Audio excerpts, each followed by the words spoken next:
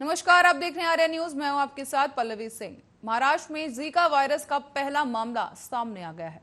महाराष्ट्र के स्वास्थ्य विभाग ने शनिवार को इस बारे में जानकारी दी और विभाग ने बताया कि पुरंदर तहसील के बेलसर गांव में रहने वाली एक 50 साल की महिला का टेस्ट रिपोर्ट शुक्रवार को सामने आया।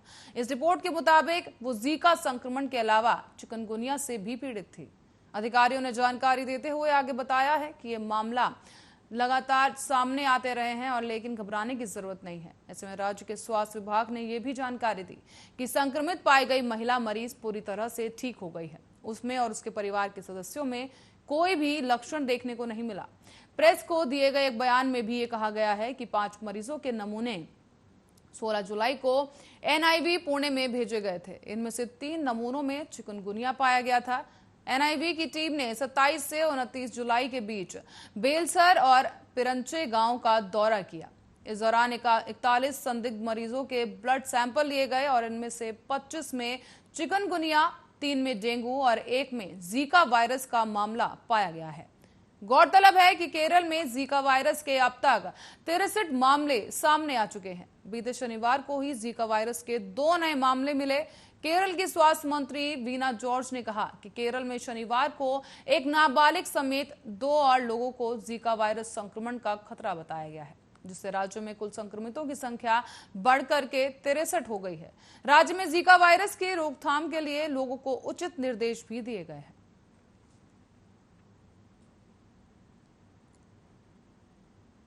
देश में पिछले 24 दिनों से पेट्रोल और डीजल के दामों में कोई भी बदलाव नहीं किया गया है।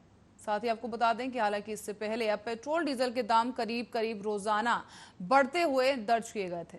राष्ट्रीय राजधानी में दिल्ली में फिलहाल 1 लीटर पेट्रोल की कीमत 101 रुपए बनी हुई है, जबकि आपको बता दें कि 1 लीटर डीजल की कीमत 79 रुपए 87 पैसे प्रति लीटर बनी हुई है। 30 जून 2021 को दिल्ली में 1 लीटर पेट्रोल की कीमत 98 रुपए 81 पैसे पहुंच गई थी, तो वहीं 1 लीटर डीजल की कीमत 89 रुपए 18 पैसे थी। यानी जुलाई महीने में 1 लीटर पेट्रोल की कीमत 3 रुपए 3 पैसे बढ़ाई गई है, तो वहीं 1 लीटर डीजल की कीमत 69 पैसे प्रति लीटर महंगी कर दी गई है। इसी बीच देश में दिन पर दिन बढ़ती महंगाई से आम आदमी पर दोहरी मार पड़ रही है। ऐसे में जनता पहले ही कोरोना वायरस महामारी और उसके कारण लगी पाबंदियों को झेल रही है। ऐसे में पेट्रोल और डीजल के बढ़ते दामों ने भी जनता का जीना मुहाल कर दिया है। इस बीच इतिहास में पहली बार ऐसा हुआ है कि पेट्रोल के दाम 100 रुपए को पार कर गए हैं। देश की आर्थिक राजधानी मुंबई में भी पेट्रोल की कीमतें 29 मई को पहली बार 100 रुपए का आंकड़ा पार कर गई थी। वर्तमान में मुंबई में 1 लीटर पेट्रोल की कीमत 107 रुपए 83 पैसे हो गई है, तो वहीं शहर में डीजल की कीमतें भी बढ़ चुकी हैं, जो कि अब 97 रुपए 45 पैसे प्रति लीटर हो गई हैं, जो कि महानगरों में सबसे ज्यादा है। हालांकि अब सभी महानगरों में पेट्रोल की कीमतें 100 रुपए प्रति लीटर के आंकड़े को पार कर चुकी हैं। गौरतलब यह है कि अप्रैल महीने से लेकर अप्रैल 2020 के बाद से पेट्रोल में कीमतों में 69 पैसे 59 की जो है प्रति लीटर अभी महंगाई बढ़ चुकी है और इसी के साथ ही 32 रुपए 25 पैसे प्रति लीटर बढ़ चुके हैं दाम। इसी बीच अब 101 रुपए 84 पैसे प्रति लीटर हो गए हैं और इसी तरह अब अवधि के दौरान डीजल की कीमतें राष्ट्रीय राजधानी में 62 रुपए 29 पैसे बढ़कर 89 रुपए 87 पैसे प्रति लीटर हो गई है। यानी इस दौरान डीजल 27 रुपए 58 पैसे प्रति लीटर महंगा हो चुका है।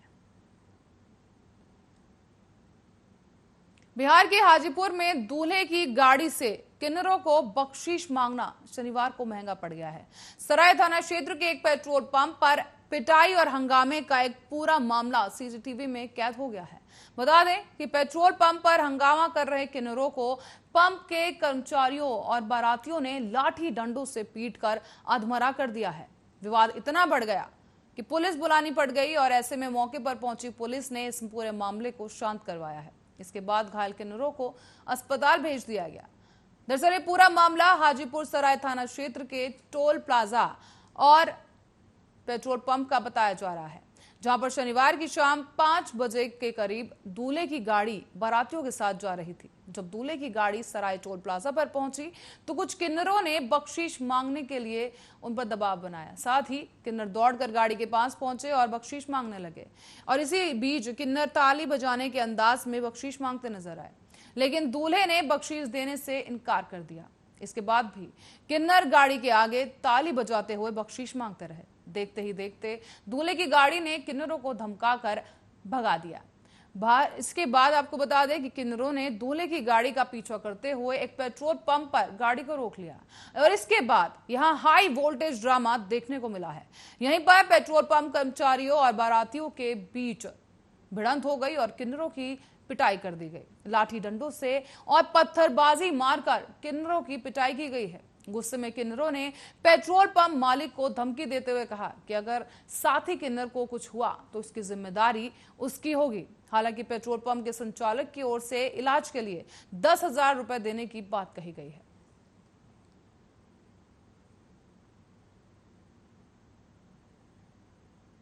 धर्म विशेष से जुड़ी टोपी को लेकर अब पूर्व मुख्यमंत्री हरीश रावत और भाजपा के राष्ट्रीय मीडिया प्रभारी राज्यसभा सांसद अनिल बलूनी आमने सामने आ गए हैं। संभवतः ये पहला ऐसा मौका है जब ये दोनों नेता एक दूसरे से मुकाबिल हुए हैं।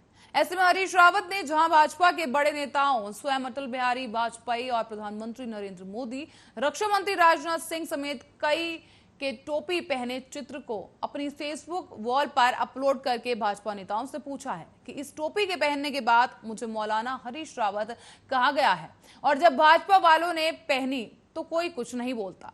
इस मुद्दे पर भाजपा में छाई चुप्पी को तोड़ते हुए भाजपा के राष्ट्रीय मीडिया प्रभारी और राज्यसभा सांसद अनिल बलूनी ने रावत के इस बयान को मुस्लिम तुष्टीकरण का प्रतीक बताया है।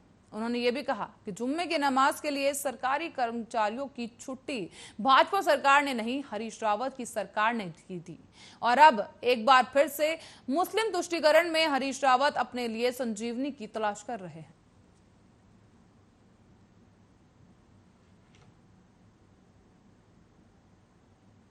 देश में जानलेवा कोरोना वायरस को फैलने से रोकने के लिए टीकाकरण अभियान लगातार जारी है। केंद्रीय स्वास्थ्य मंत्रालय ने बताया है कि देश में लोगों को अभी तक कोरोना टीके की 46.72 करोड़ से ज्यादा खुराकें दी जा चुकी हैं।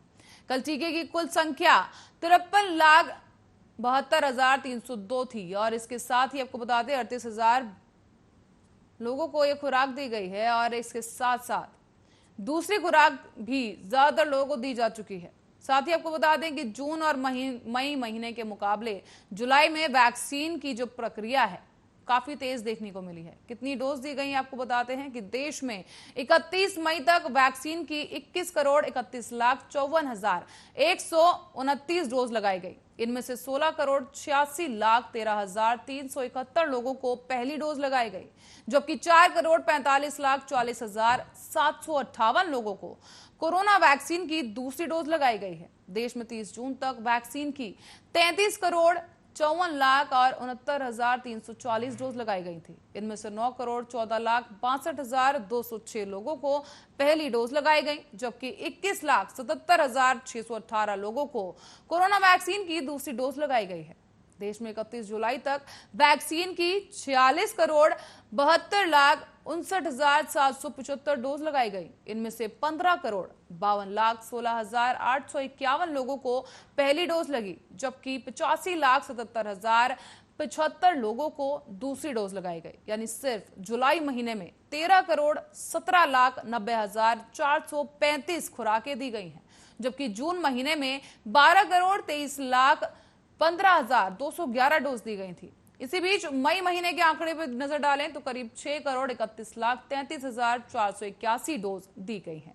बता दें कि टीकाकरण अभियान का तीसरा चरण शुरू हो चुका है और तीसरे चरण शुरू होने से लेकर अभी तक देश के 37 राज्यों और केंद्र शासित प्रदेशों में से 18 से 44 साल आयु वर्ग के 15,52,16,851 लोगों को टीके की पहली खुराक दे दी गई है, जबकि 85,77,075 लोगों को कोरोना वैक्सीन की दूसरी खुराक दी जा चुकी है।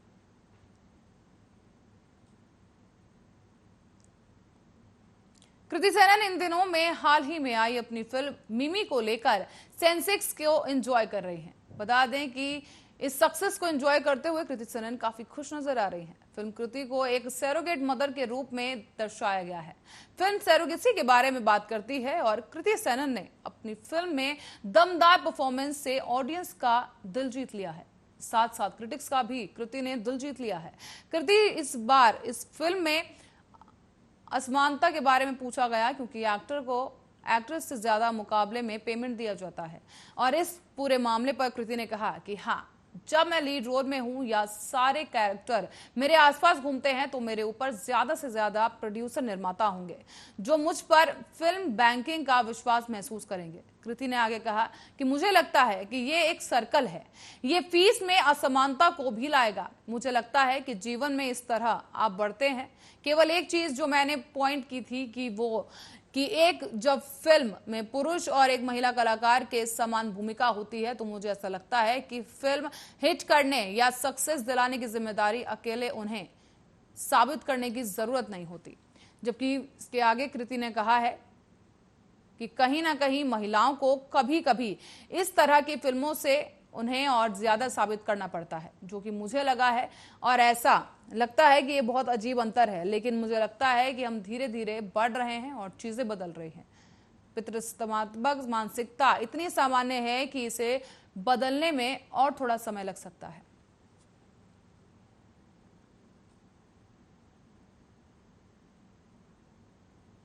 बॉलीवुड एक्ट्रेस कियारा आडवाणी ने शनिवार को अपना बर्थडे सेलिब्रेट किया। इस मौके पर उनकी अगली फिल्म का ऐलान भी किया गया है। इस फिल्म का नाम अभी तक तय नहीं हुआ है, लेकिन इस फिल्म में वो साउथ के सुपरस्टार रामचरण के साथ नजर आएंगी। रामचरण के साथ कियारा की दूसरी फिल्म होगी ये, और रामचरण और कियारा की ये फिल्म 3 भाषाओं में रिलीज की जाएगी। ये फिल्म तेलुगु, तमिल और हिंदी में बनेगी।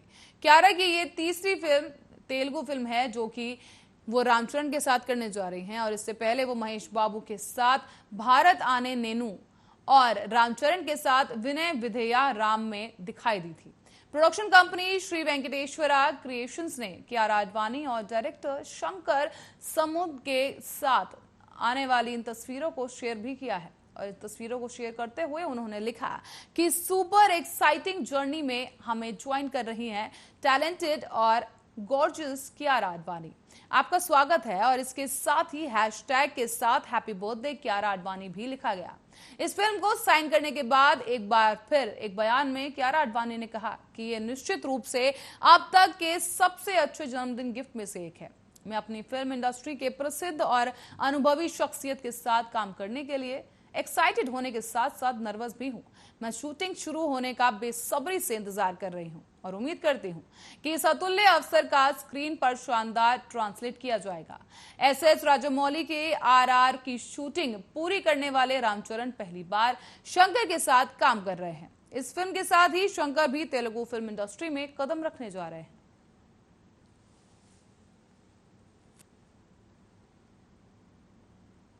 बॉलीवुड एक्ट्रेस शिल्पा शेट्टी इन दिनों अपनी लाइफ के बेहद ही मुश्किल दौर से गुजर रही हैं। अपने पति राज कुंद्रा की अश्लील फिल्में बनाने के आरोप में गिरफ्तारी के बाद से ही Shilpa dance reality show super dancer 4 से बाहर नजर आ रही हैं और इसके साथ ही उनकी हालिया रिलीज फिल्म हंगामा 2 पर भी काफी असर पड़ता दिखाई दिया। तो वहीं अब वो शो सुपर डांसर को लेकर एक ताजा खबर सामने आई है कि शो के मेकर शिल्पा की जगह नए जज की तलाश कर रहे हैं और इसके लिए उन्होंने रवीना टंडन को जज बनाने का ऑफर दिया है, लेकिन रवीना ने उनके ऑफर को ठुकरा दिया है। एक रिपोर्ट के मुताबिक शो के मेकर्स ने रवीना को इसके लिए संपर्क किया है, लेकिन एक्ट्रेस ने उन्हें साफ इनकार कर दिया है। बताया जा रहा है कि रवीना ने यह कहते हुए इससे इनकार किया है कि ये शो शिल्पा को बिलोंग करता है। उनकी इच्छा है कि शिल्पा ही इसे कंटिन्यू करे। बता दें कि रवीना इन दिनों देश से बाहर गई हुई हैं और अगले महीने वो वापस लौटेंगी। तो वहीं वो शो दिलचस्प बनाने के लिए इसमें गेस्ट के तौर पर आने का सिलसिला भी जारी रहेगा। शो के एक एपिसोड में जहां एक्ट्रेस करिश्मा कपूर को बुलाया गया तो वहीं दूसरे के लिए रितेश देशमुख और जेनेलिया देशमुख को बुलाया गया था। तो वहीं रिपोर्ट्स के अनुसार शो में आने वाले एपिसोड में सोनाली बेंद्रे और मौसमी चैटर्जी नजर आने वाले हैं।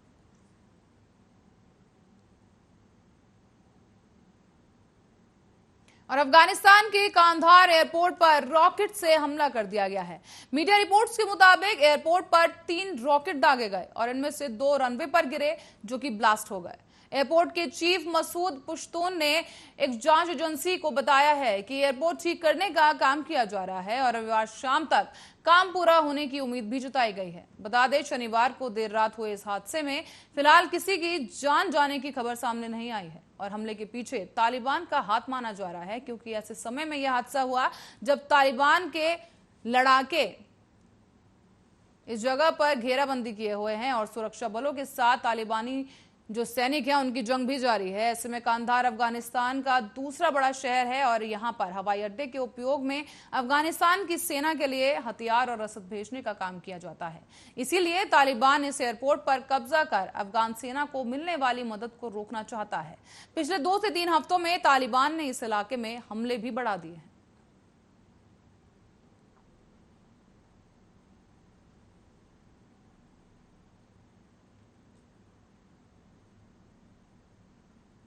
समाजवादी पार्टी के अध्यक्ष और पूर्व उत्तर प्रदेश के पूर्व मुख्यमंत्री अखिलेश यादव ने बीजेपी कार्यकर्ताओं पर राजनीतिक फायदे के लिए साजिश रचने का और सोशल मीडिया पर नफरत फैलाने का आरोप लगाया है। अखिलेश ने शनिवार को एक न्यूज एजेंसी को बताया है कि बीजेपी कार्यकर्ता ई रावण का काम कर रहे हैं और इसके साथ ही उन्होंने इस ई रावण से निपटने के लिए अपनी पार्टी के कार्यकर्ताओं को सख्त निर्देश दिए हैं। साथ ही अखिलेश यादव ने कहा कि बीजेपी अपने प्रचार और नफरत फैलाने के लिए सोशल मीडिया पर ई रावण की भूमिका में आ गया है, तो वहीं रावण की तरह ही भेष बदलकर सोशल मीडिया पर अफवाह और झूठ बीजेपी फैला रही है। उन्होंने आरोप लगाया है कि भारतीय जनता पार्टी के नेता रूप बदलकर सपा के समर्थक बनकर सोशल मीडिया पर आते हैं और सपा के खिलाफ आपत्तिजनक टिप्पणी पोस्ट करते हैं। यादव ने यह भी कहा कि मैंने अपनी पार्टी के कैडर से ऐसे चुनिंदा लोगों के साथ सतर्क रहने के लिए कहा है और गतिविधियों पर नजर रखने के लिए भी कहा गया। उन्होंने यह भी कहा कि जवाब देने की अब जरूरत नहीं है, बल्कि संदिग्ध व्यक्तियों की गतिविधियों के बारे में पार्टी कार्यालय को रिपोर्ट करने के लिए कहा गया है। साथ ही आपको बता दें कि एसपी को निशाना बनाकर झूठी सूचना फैलाने वालों और इनके खिलाफ अगले हफ्ते कार्रवाई भी की जाएगी।